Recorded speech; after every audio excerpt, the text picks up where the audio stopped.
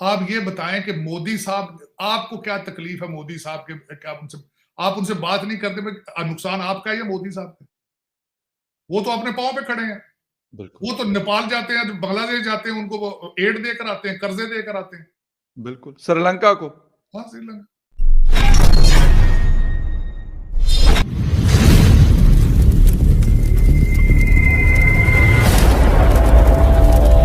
अच्छा सर, हम अभी तक 75 ईयर्स से आपने बहुत अच्छी बात की कि 75 सालों में कौन-सा ऐसा दौर आया कि जिसमें हम कहें कि बहुत हमने तरक्की की या बहुत हम आगे गए हैं। लेकिन सर साथ में हिंदुस्तान अपने एक काम के ऊपर फ़ोकस्ड है। हम कभी कहते हैं जी हमारा दुश्मन है तो ये कर लेंगे, हम वो कर लेंगे। हालाँकि हम कर कुछ भी नहीं सकते, सिर्फ़ बातें करते हैं।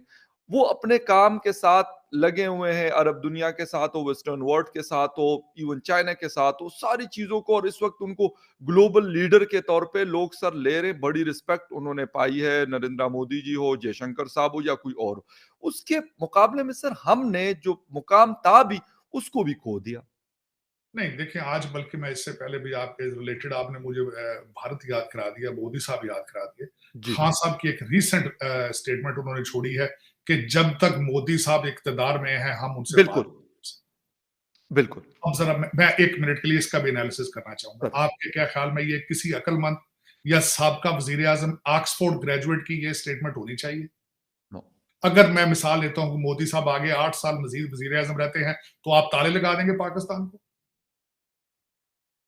मैं समझता हूँ सियासत, जमहूरियत और ये जो आपकी फॉरेन पॉलिसी है, जी, इसमें कभी आप दरवाजे बर्न आप ब्रिजेस को बर्न नहीं करते। पॉसिबिलिटीज को ऑलवेज एक विंडो खुली रखते हैं।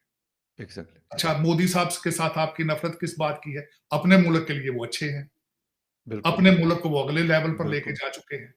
बिल्कुल, नेशनलिस्ट मूवमेंट है। मैं पूछना चाहूंगा मोदी साहब कौन है? हिंदू हैं। मेजॉरिटी भारत में कौन है? वो हिंदू हैं। बिल्कुल, उन्होंने वो अपनी कौम के लिए वो अच्छे हैं। आप पाकिस्तान के लिए अच्छे नहीं बन सके तो मोदी का क्या कसूर है उसमें? बिल्कुल, आप ये बताएं कि मोदी साहब, आपको क्या तकलीफ है मोदी साहब के, क्या आप उनसे बात नहीं करते? नुकसान आपका है या मोदी साहब का? वो तो अपने पाँव पे खड़े हैं। बिल्कुल, वो तो नेपाल जाते हैं, बांग्लादेश जाते हैं, उनको वो एड देकर आते हैं, कर्जे देकर आते हैं। बिल्कुल। श्रीलंका को हाँ, श्रीलंका। तो आप, मेरा बस नुकसान किसका है? अब आप सिर्फ दालें और सब्जियां नहीं मंगा रहे हैं आप उनसे, तो आपकी दालें सब्जियां पंजाब के अंदर, पाकिस्तान के अंदर बहुत ज्यादा महंगी हो चुकी है इस वक्त। आप बिल्कुल, अफगानिस्तान से सब्जियां मंगा रहे हैं, उस जी, पर फ्रेट ज्यादा पड़ता है। दालें यस सर, महंगी आप भारत से नहीं मंगा रहे, आप ऑस्ट्रेलिया से ले रहे हैं। सिर्फ सबसे बड़ी बिल्कुल, वजह यह है कि वो बहुत महंगी हो चुकी है। लेकिन आप एग्ज़ैक्ट कौमियत नहीं है, नेशनलिज्म आप नहीं। अगर मोदी नेशनलिस्ट है अपनी कौम के लिए, तो आपको क्या तकलीफ? अगर बिल्कुल, कोई अपनी कौम के लिए अच्छा है, आपको उससे कुछ सीखना चाहिए, लर्न करना चाहिए, बजाय तनकीद बराए तनकीद और गुस्से में आकर, नजायज गुस्से में आकर। तर हकीकत बात यह है, ये भी सेंटिमेंट्स क्रिएट किए गए हैं आपने मजहबी बेसिस पे।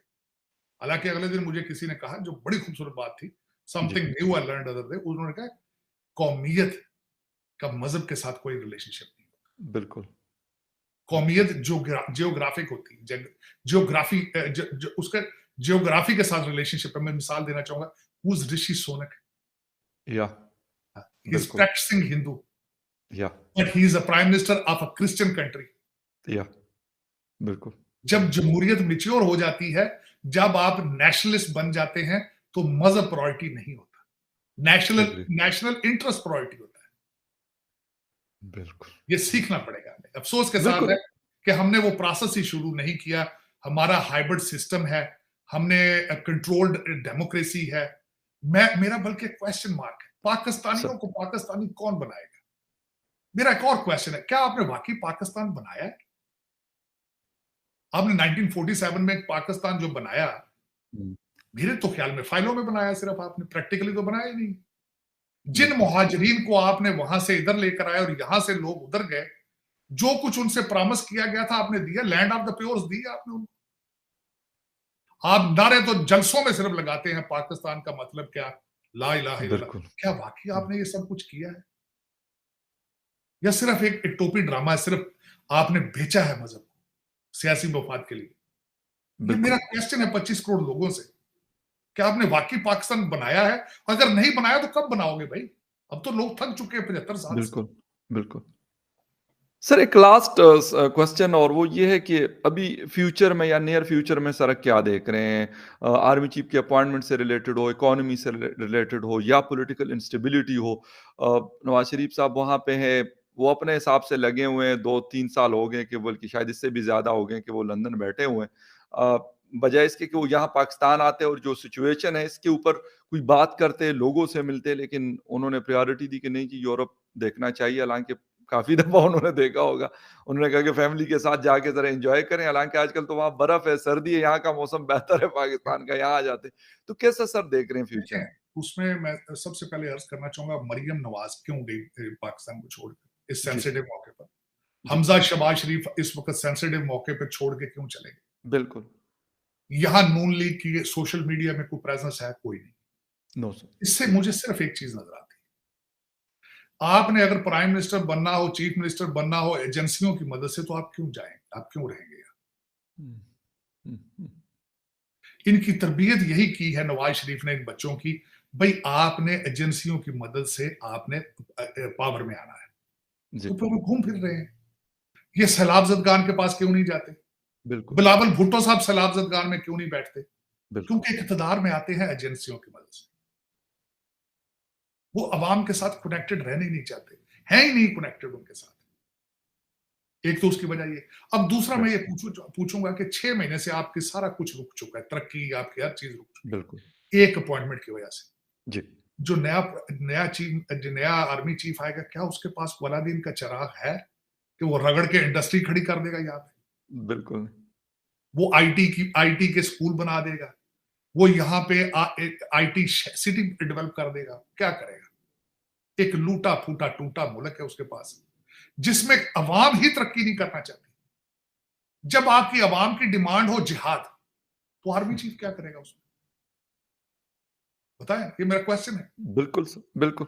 वो क्या करे? कुछ भी नहीं होगा। कुछ भी, सिर्फ यूनिफॉर्म चेंज होना है। एक एक इवेंट होगा, उसमें परेड होगा, परेड होगी, गाने गाए जाएंगे, पाक सरजमीन शादबाद, बस उसके बाद कुछ भी नहीं। फिर सिर्फ फेस चेंज होगा, लफज बाजवा हट के कोई और लफज लग जाएगा, बस बिल्कुल, वही बिल्कुल। जलालत, वही सारा कुछ।